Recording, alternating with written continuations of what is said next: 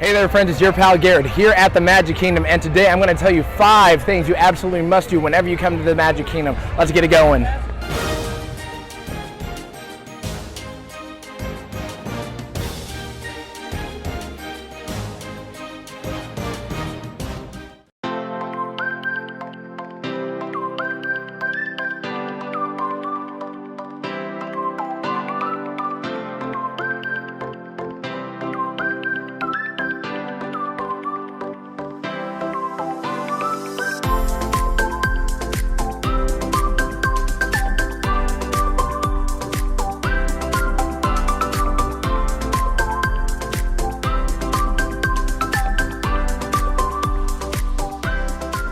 Number 1, the very first thing you must do when you enter the park, other than obviously entering the park, is you must take the obligatory picture in front of Cinderella Castle. It is all dressed up for the 50th.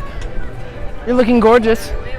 Work your photo, work the angles, snap it up, put the peace sign up, do whatever the cute little pose you gotta do, show off your muscles, do whatever you gotta do. Doesn't matter whether it's your first time here or your millionth time here, you gotta do the castle photo because it's the icon of the park. And with that being said, it's quite iconic. Number 2, you must go through every land in Magic Kingdom. That includes Main Street USA. Luckily, you do that the second you walk into the park, but Main Street USA, Adventureland, Frontierland, Liberty Square, Fantasyland, and Tomorrowland. So by doing all those, you have gotten your steps, and probably all 10,000 if that's your goal a day, but you got to go through all the land. It's just part of the rite of passage to say you've conquered Magic Kingdom. Let's go to number 3.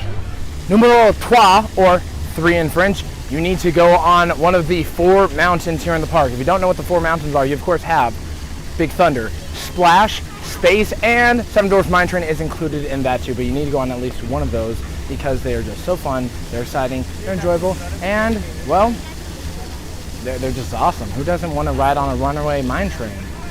I want to do that, don't you? Cinco, wait. Quattro, 4. Number 4.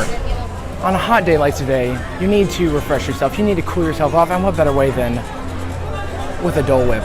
I personally go for the pineapple Dole Whip. I find it refreshing, plus the pineapple rejuvenates me and gives me the energy to continue my day.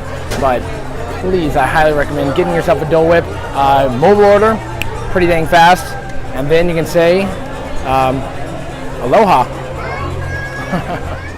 And the 5th and final thing you need to do, in my list of course, stay to the end of the night and watch the fireworks go off. Doesn't matter whether it's Happily Ever After or Disney Enchantment, which is coming during the 50th anniversary, you gotta watch the fireworks. It's just the big send-off, literally.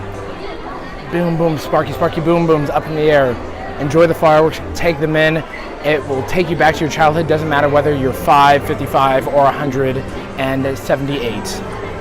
The fireworks are just magical, and they just bring about that emotion. You reminisce about your childhood when you were a kid watching the fireworks on that castle, or if you've only been here as an adult, you get to be a child in that moment. So watch the fireworks at the end of the night. They are quite the spectacular. And that rounds out our list. Again, 1, take a picture in front of the castle. 2, got to go through all the lands in any order, doesn't matter how.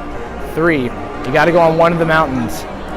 4, Dole Whip it up, and 5, sparky, sparky, boom, booms in the air. You got to watch it. Doesn't matter where. You can watch it from Main Street. You can watch it from the back of the castle. You can watch it from Tomorrowland, Frontierland. It does not matter. Wait. Before you go, there's actually a 6th thing to my list. Don't tell anyone, but it's actually over there. You absolutely must take a picture, or at least come see the statue of Gaston. It's a tribute to Gaston from him, Gaston. What kind of a guy does that? Only the best kind of guy. Get your picture with Gaston, and when the meet and greets do come back, meet and greet him, because by meeting Gaston, your day will be blessed and nothing can go wrong because it's Gaston. My, what a guy. All right, Gaston, love you, handsome. I aspire to be like you one day. Are you brave, strong, and do not crack under pressure, no matter how immense? Well then, I have a challenge for you. Here at Magic Kingdom, there are 4 mountains. You have Splash Mountain, Big Thunder Mountain Railroad, Seven Dwarfs Mine Train, and Space Mountain.